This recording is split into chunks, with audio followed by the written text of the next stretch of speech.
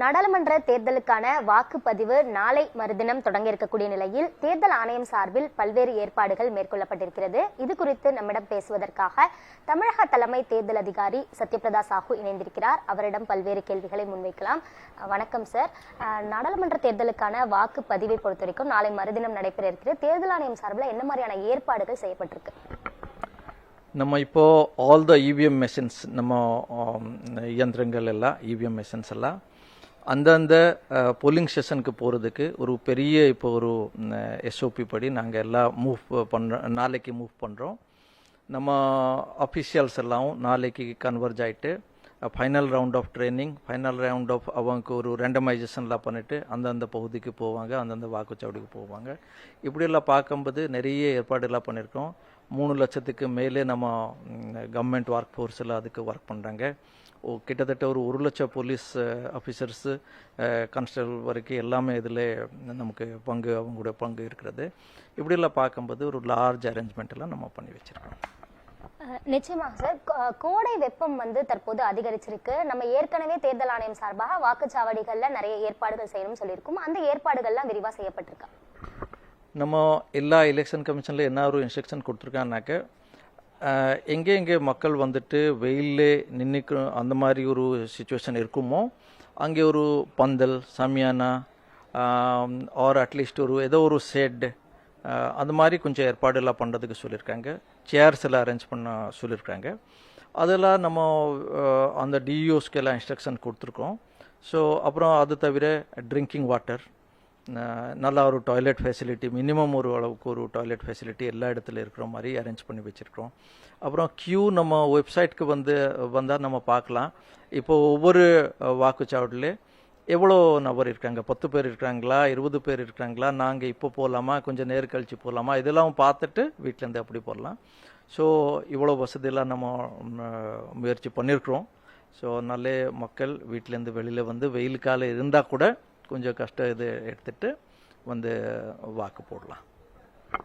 தமிழகம் முழுவதும் பல வாக்குச்சாவடிகளுக்கு சுமார் 68,000க்கும் மேற்பட்ட வாக்குச்சாவடிகள் அமைக்கப்பட்டிருக்கு. குறிப்பா அதிலும் பதட்டம் நிறைந்த வாக்குச்சாவடிகள், மிகவும் பதட்டம் நிறைந்த வாக்குச்சாவடிகள்ல கூடுதலா ஏதேனும் பாதுகாப்பு ஏற்பாடுகள் பலப்படுத்தப்பட்டிருக்கா? அதை பத்தி சொல்லுங்க சார். ஃபர்ஸ்ட் ஆஃப் ஆல் நம்ம என்ன சொல்லலாம்னாக்கா, நமக்கு லா அண்ட் ஆர்டர் மேனேஜ்மெண்ட் ரொம்ப நல்லா அப்படியா இருக்கிறது. ஸோ அதனால அந்த மாதிரி ஒரு பெரிய ஏதோ ஒரு அசம்பவம், ஒரு லா அண்ட் ஆர்டர் சுச்சுவேஷன் வர மாதிரி நம்ம ஜென்ரலாக இருக்கிறது இல்லை. முன்னாடி எல்லா எலெக்ஷன்ஸ்லையும் நாங்கள் பார்த்துருக்குறோம்.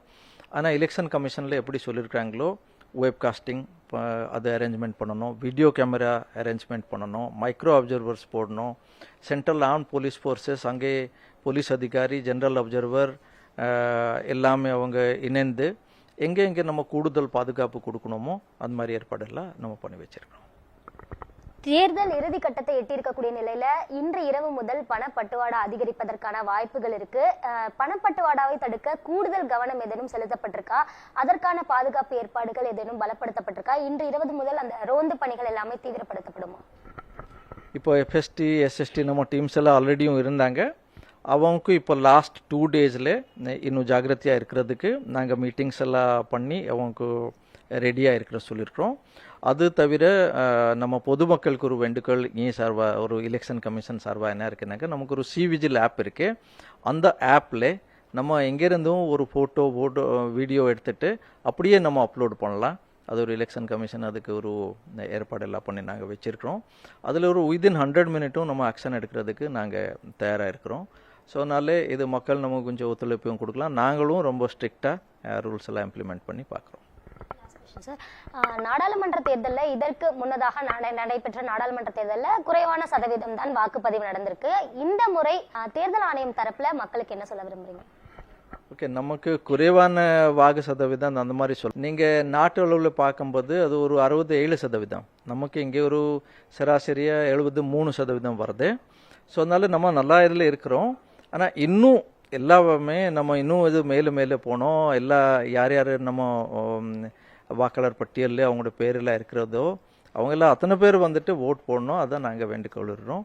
ஸோ அது நம்ம ஒரு டார்கெட் மாதிரி நாங்கள் பார்க்குறது இல்லை. இது ஒரு பெரிய இது மாதிரி நம்ம ஏன்னா ஒரு ப்ராசஸ் மாதிரி நாங்கள் பார்க்குறோம். இது வர காலத்திலே இன்னும் டெவலப் பண்ணலாம், டெவலப் பண்ணிட்டே போகலாம், அந்த ஒரு எண்ணத்தோடு நாங்கள் வேலை செஞ்சுருக்கிறோம்.